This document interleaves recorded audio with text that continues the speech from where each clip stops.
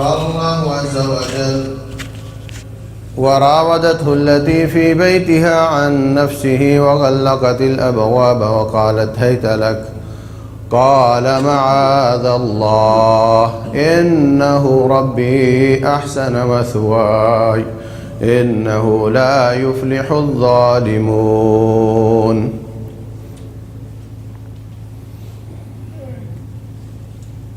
اللہ تبارک و تعالی نے سورہ یوسف میں بہت زیادہ اخلاقی، سیاسی، فقہی، عقیدے کے پوائنٹ اور نقطے بیان فرمائے ہیں۔ دیکھنے میں یہ سادہ سا قصہ نظر آتا ہے، لیکن ایک ایک آیت میں اتنی باتیں ہیں اور ایسا سمندر ہے کہ ہر مفسر اس میں غوطہ کھاتا ہے تو کوئی نہ کوئی نئے موتی لے کر آتا ہے۔ یوسف علیہ السلام کو جب عزیز مصر کی بیوی نے بہلانے کی کوشش کی،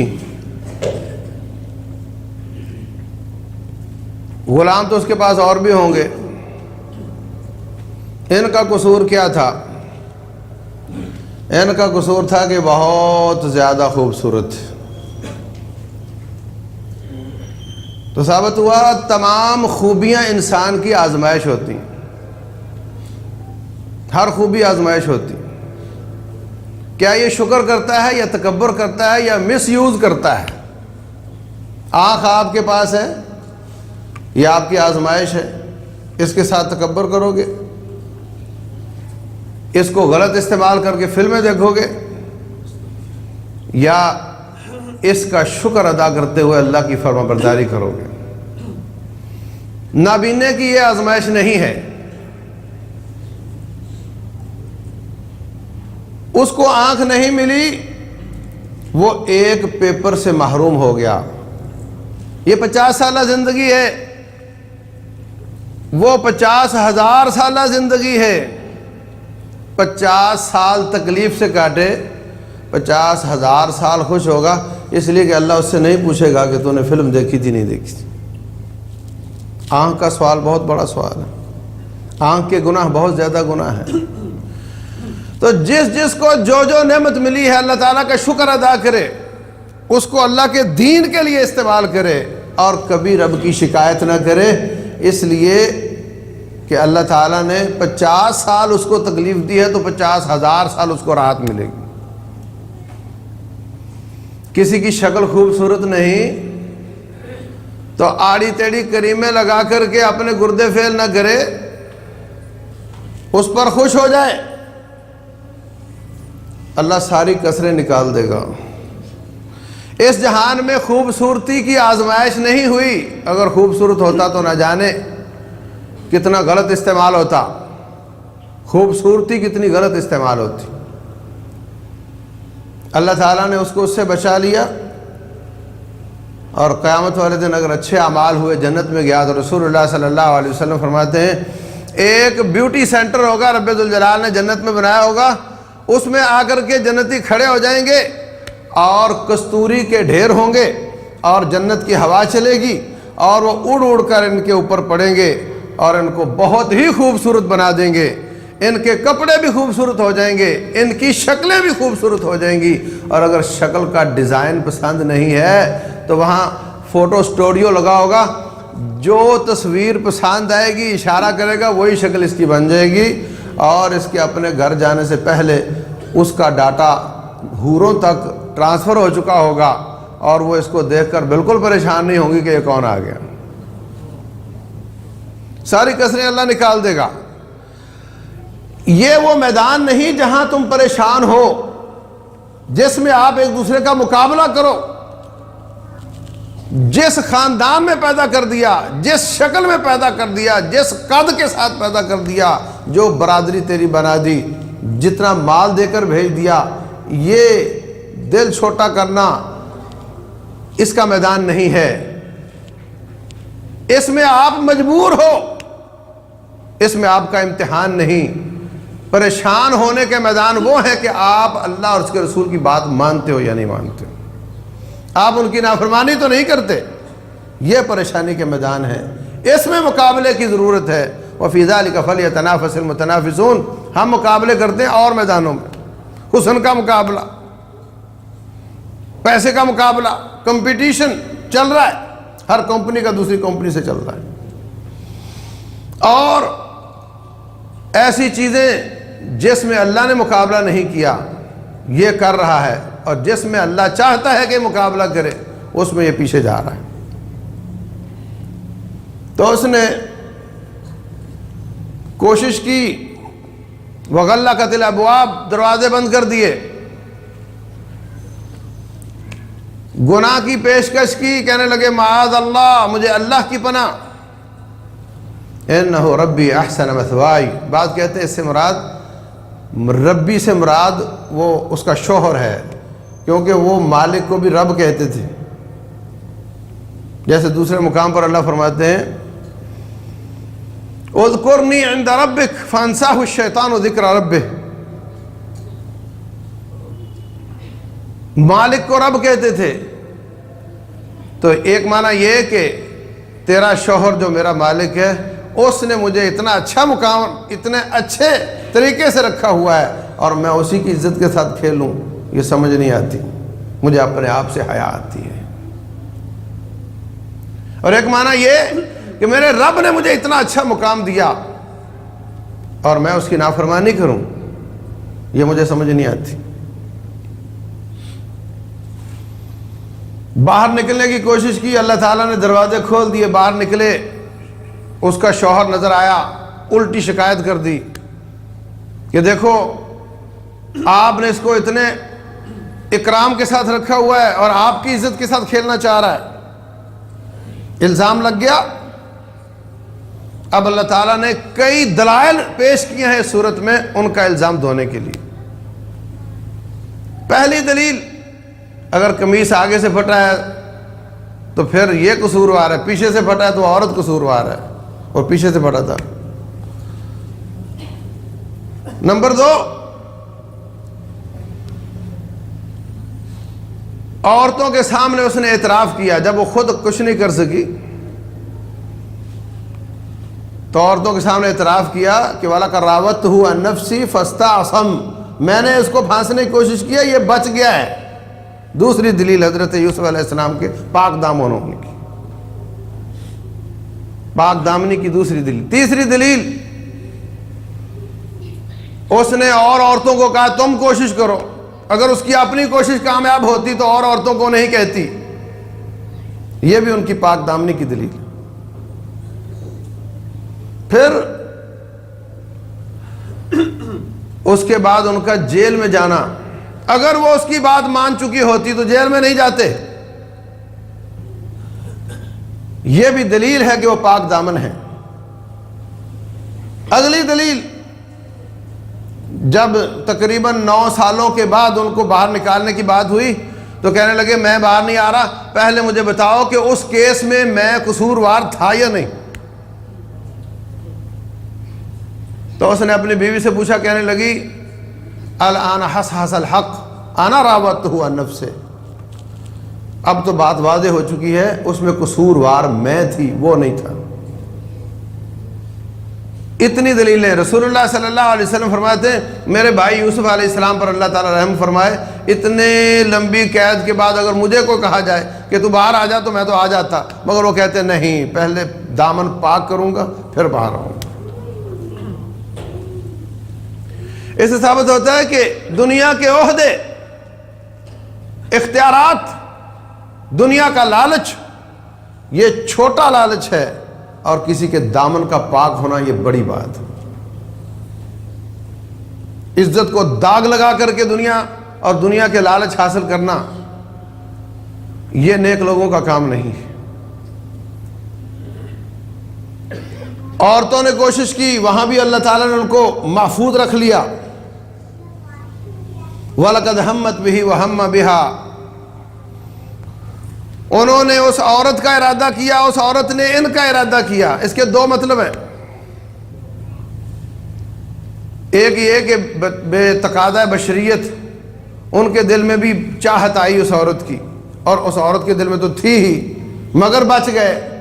یہ بھی ایک منقبت ہے, یہ بھی ایک مقام ہے.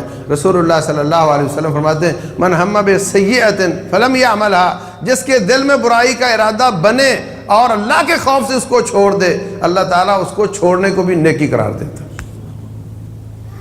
وہ جو 3 لوگ غار میں پھنس گئے تھے ان میں ایک کی نیکی کیا تھی؟ برائی سے بچا تھا. برائی سے بچنا بھی نیکی, تو بھی یوسف علیہ السلام نیک ہے. اور دوسرا معنی اس نے ان کو پکڑنے کا ارادہ کیا, انہوں نے اس کو دول لگانے کا کہ اس کو تھپڑ مارتا ہوں اس کا ارادہ کیا, مگر سوچا کہ دونوں شکلوں میں پھنسنا تو میں نہیں ہے,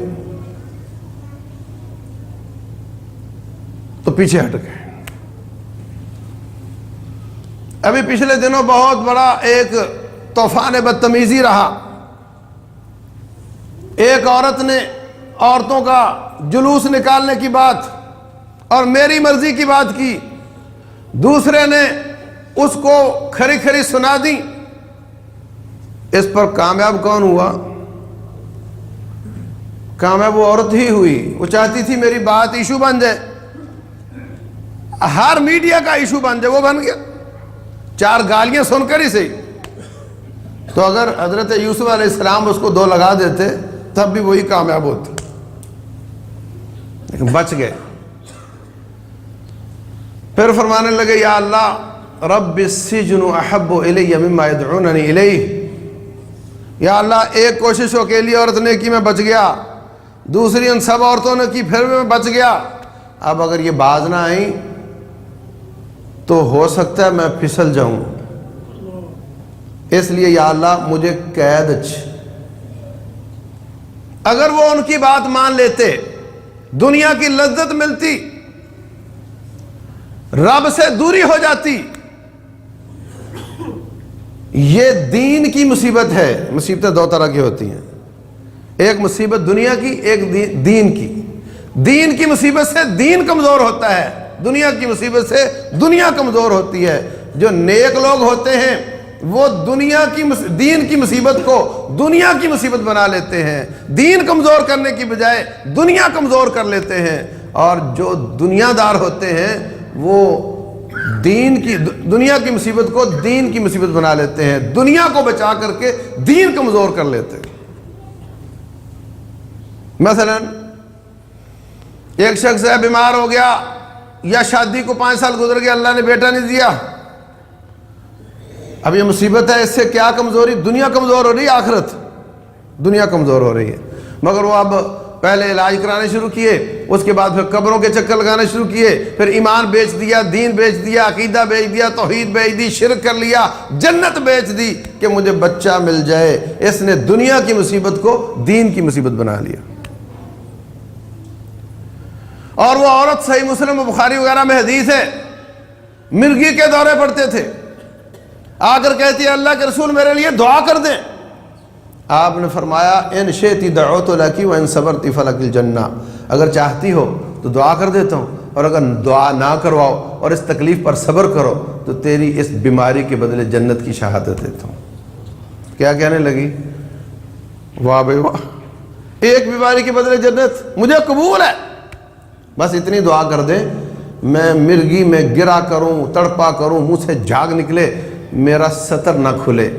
عورت ذات ہوں, سطر نہ کھلے. آپ نے دعا فرما دی. اب وہ گرا کرتی تھی, تڑپا کرتی تھی, ایک مرغی کے بدلے جنت لے لی اس نے. اور یعنی دنیا کی مصیبت تھی, اس کو برداشت کیا, جنت بنا لی. اور ہم دنیا کی مصیبت برداشت نہیں کرتے, جنت بیچ ڈالتے. یوسف علیہ السلام اگر دنیا کو اچھا کرتے, لذتوں میں پڑ جاتے, آخرت خراب کر لیتے, انہوں نے اس آفر کے مقابلے میں کہا مجھے بھائی قید میں ڈال دو, مجھے یہ پسند نہیں, دین کی مصیبت نہیں پسند. جس سے دین کمزور ہو جائے میں وہ مصیبت اس کو کنورٹ کرتا ہوں ایسی مصیبت میں جس سے میری دنیا کمزور ہو جائے. جیل میں چلے گئے تو ثابت ہوا صرف مجرم ہی جیل میں نہیں جاتے, ہاں नेकी भी जेल का सबब बन जाती है, सिर्फ गुनाह ही सबब नहीं बनता, नेकी भी जुर्म बन जाती है, नेकी भी जेल का सबब बन जाती है। हमारे बुजुर्गों को क्यों जेल में डाला गया? गुनाह की वजह से, नेकी की वजह से, अल्लाह के दीन के लिए काम करने की वजह से। केस क्या बनाया है कि इसने मस्जिद का ट्रस्ट क्यों बनाया, इसने मस्जिद का प्लाट क्यों वक्फ किया मस्जिद के लिए, ये केस है। अल्लाह मुस्तआन। तो ये पुरानी बात है, नेकियां भी जेल का सबब बन जाती हैं, गुनाह भी जेल का सबब बनते हैं, लेकिन जब नेकियों की वजह से जेल मिलती है तो जेल के बाद फिर अल्लाह ताला तख्त अता फरमाता है। इसलिए अल्लाह से अच्छे की उम्मीद रखो, परेशान ना हो, ये अल्लाह ताला की सुन्नत है। हाफिज इब्न तैमिया रहमतुल्लाह अलैह गुनाह करके जेल में नहीं गए, नेकी करके, नेकी की पादाश में जेल में गए। हजरत इमाम अहमद रहमहुल्लाह गुनाह की वजह से जेल में नहीं गए, अच्छे अकीदे की वजह से जेल में गए। ये तारीख भरी पड़ी है, ऐसा होता है। यूसुफ अलैहिस्सलाम जेल में चले गए, दो कैदी कहने लगे हमें ख्वाब आई है, इसकी ताबीर बताओ। उनको क्या पता चला कि ये ताबीर बता सकते हैं? बस लोग देखते हैं चेहरा मोहरा तो समझते हैं कि बंदा बता सकता होगा। कहने लगे जब तक खाना आता है उसके बाद मैं आपको, उससे पहले पहले आपको मैं बता दूंगा, लेकिन एक बात तो बताओ, अरबाब मुतफर्रिकून खैरुन अमिल्लाहुल वाहिदुल क़हार। ये छोटे छोटे कई रब अच्छे या एक ही रब अच्छा जो सारे काम कर सकता हो? हर बुत के सामने झुकना, सबको राजी करना आसान है या एक रब को राजी करना आसान है? और ये जो तुम माबूदों की पूजा करते हो ना, ये खाली नाम ही है, इनके पीछे कोई हकीकत नहीं है, ये सब कहानियां बनाई गई हैं। एक रब की इबादत करो। अब वहां पर वो खाना तो खिला नहीं सकते थे, खुद जेल में थे, और कोई खिदमत नहीं किसी की कर सकते थे। एक सिफत अल्लाह ने ख्वाबों की ताबीर की उनको दी है, उसी को इस्तेमाल करके लोगों की खिदमत कर रहे हैं और उसी के पीछे तौहीद की दावत दे रहे हैं।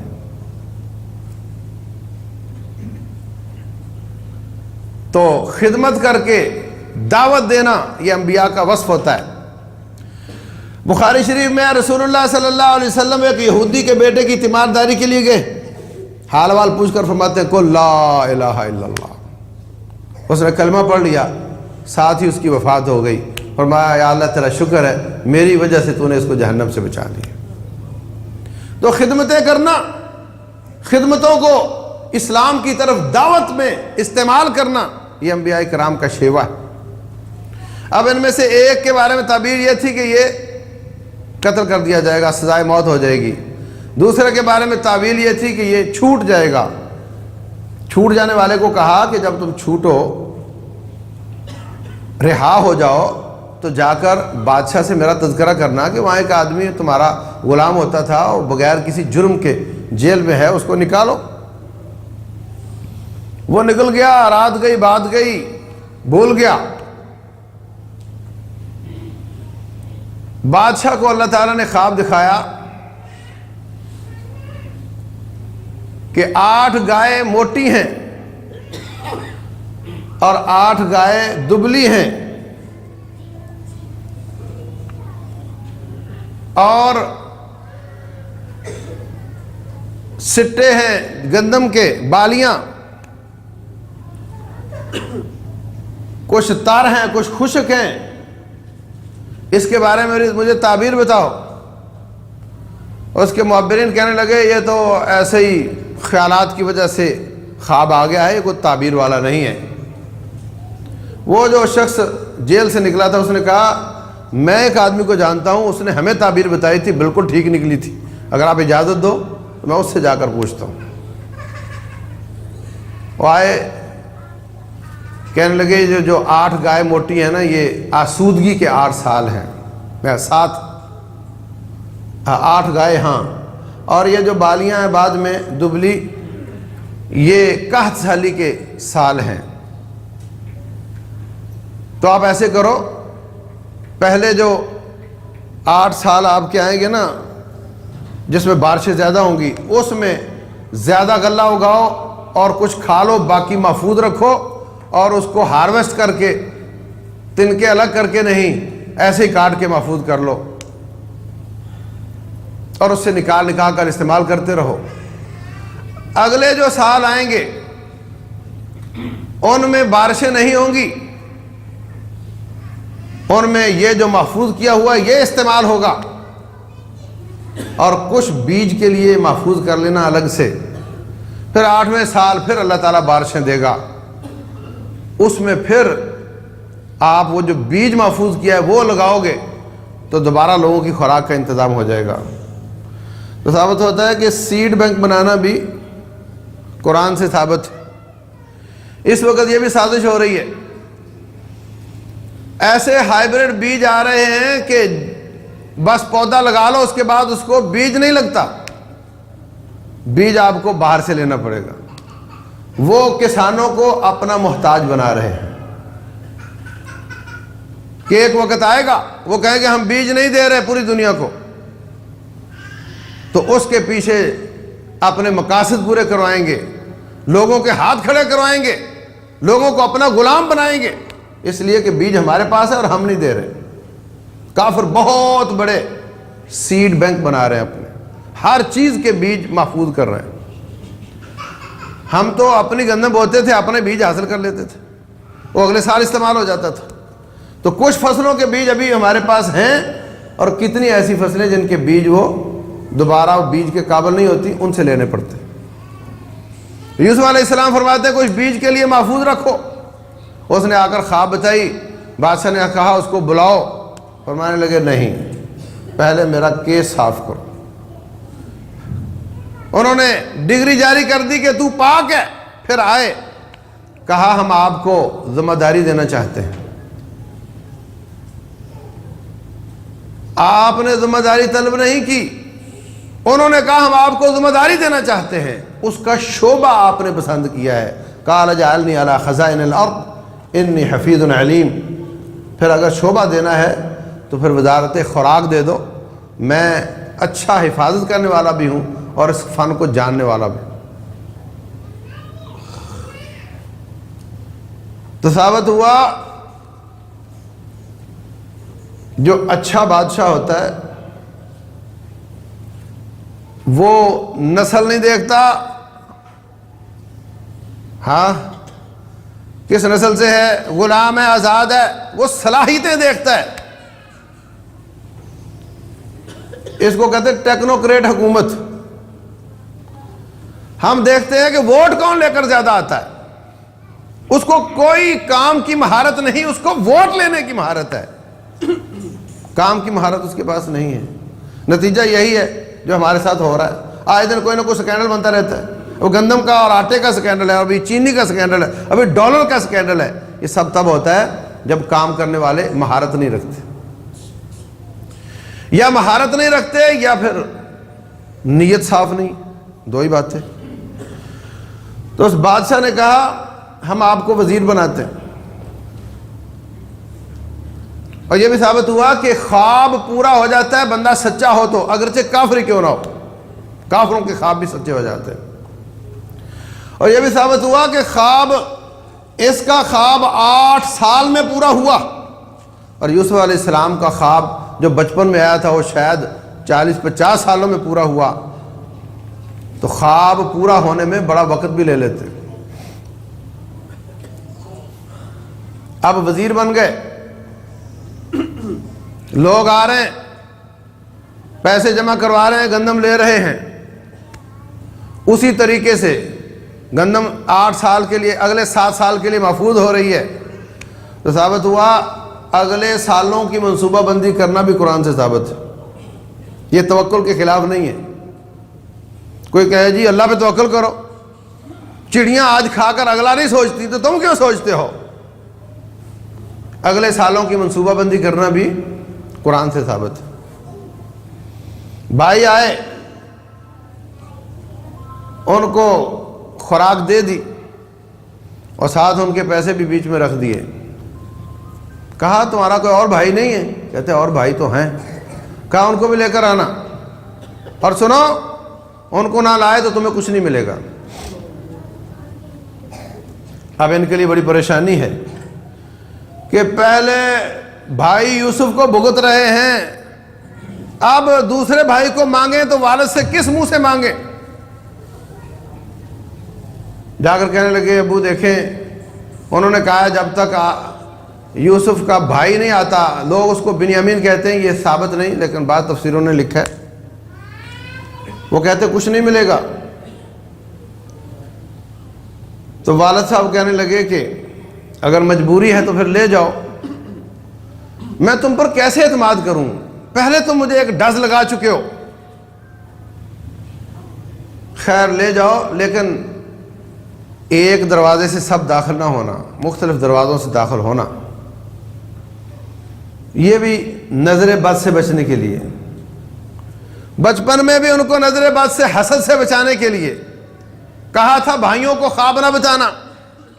اب یہ سارے لمبے دھڑنگے ایک ہی قد کے خوبصورت نوجوان نبی کی اولاد ایک ہی دروازے سے ایک دم داخل ہوں گے, ان کو بھی نظر لگ سکتی ہے.